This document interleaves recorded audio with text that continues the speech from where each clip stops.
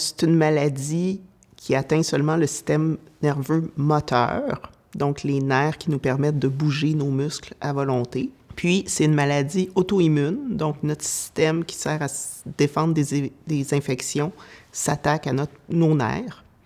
Et ça touche l'enveloppe du nerf, donc la myéline, et on peut la traiter. Je pense que c'est les principales informations que je voudrais qu'un patient retienne.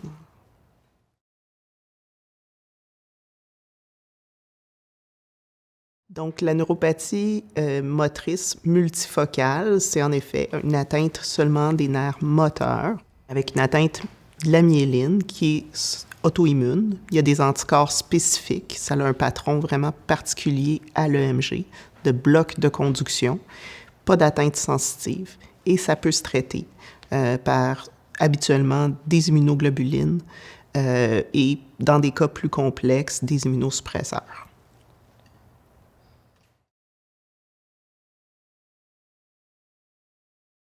Donc, c'est habituellement une faiblesse relativement focale qui va se déclarer sur quelques jours, quelques semaines. Donc, par exemple, un poignet tombant, un pied tombant qui va apparaître un peu tout à coup, sans douleur, sans changement de la sensibilité.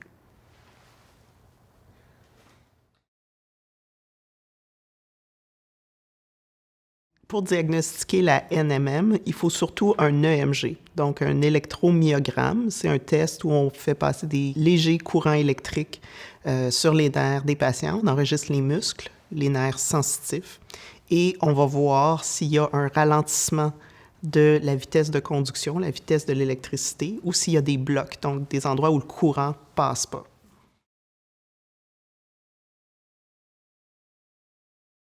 Le diagnostic de la NMM est parfois manqué. Dans le fond, il y a le fait que les gens vont penser que c'est juste un nerf coincé, alors que c'est pas un endroit où on endommage nos nerfs habituellement.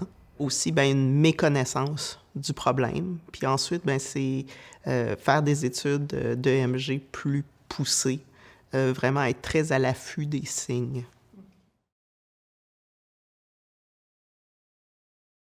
Si on détecte la NMM tôt dans le processus, on peut éviter des handicaps.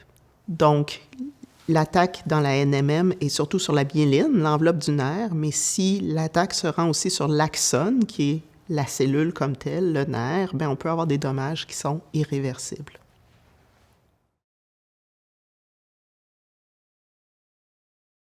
Donc, habituellement, en NMM, une fois qu'on a instauré le traitement, on voit des améliorations dans les 3 à 6 mois suivants. Donc, le but, c'est d'arrêter l'attaque immune, puis ensuite de permettre au système nerveux de se réparer, à la myéline, l'enveloppe du nerf, de se refaire. Et on continue les traitements jusqu'à ce que le patient soit guéri ou qu'il y ait un plafonnement. Puis là, on peut réduire un peu les traitements, mais on veut prévenir des récidives.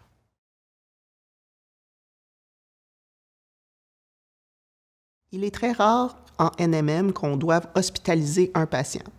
Des fois, si on a des questions importantes à répondre, on peut hospitaliser pour faire un bilan rapidement, ou si jamais un patient était malchanceux puis était plus capable de marcher au moment où le diagnostic est fait.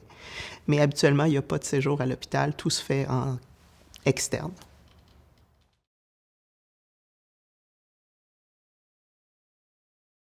Les soins de la NMM, idéalement, sont multidisciplinaires. Donc, il y a le volet médical, les soins, les immunoglobulines, soit en intraveineux, soit sous-cutanés dans des phases plus avancées, en fait plus chroniques de la maladie. Pour les patients qui ont des atteintes, surtout des membres inférieurs, difficultés à la marche, la physiothérapie, ça peut aider à récupérer. Puis pour les mains, c'est les ergothérapeutes qui vont conseiller les bonnes orthèses fonctionnelles, puis aussi des exercices pour travailler avec ce qui n'est pas atteint, puis avec les muscles, les nerfs qui guérissent.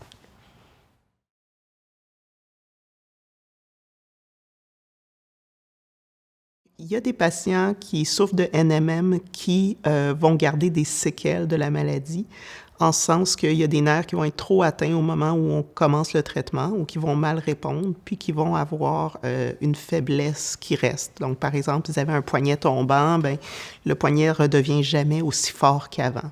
C'est plus rare, il y a des patients qui répondent pas très bien au traitement, puis on va voir une faiblesse progressive, mais c'est pas la majorité des cas.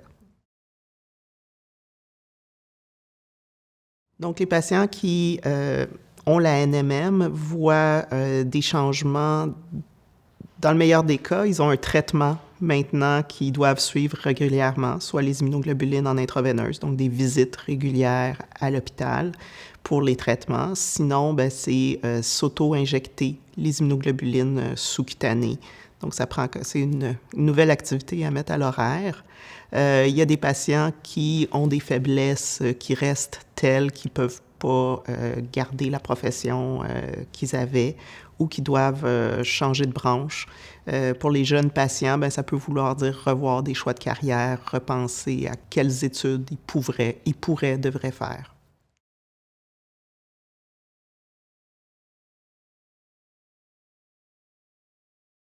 Chez les patients NMM, en fait, à date, beaucoup ont répondu super bien au traitement. Donc, ils récupèrent leur vie, réussissent à fonctionner à nouveau. Donc, réussissent à nouveau à peindre, par exemple, là, quelqu'un qui avait ça. Puis, j'interprète ça comme un excellent résultat. C'est quand ils oublient les rendez-vous ou quand ils appellent l'hôpital pour dire « Bof, j'ai pas besoin de mes immunoglobulines, je vais rappeler Dr. Matt quand ça ira moins bien ».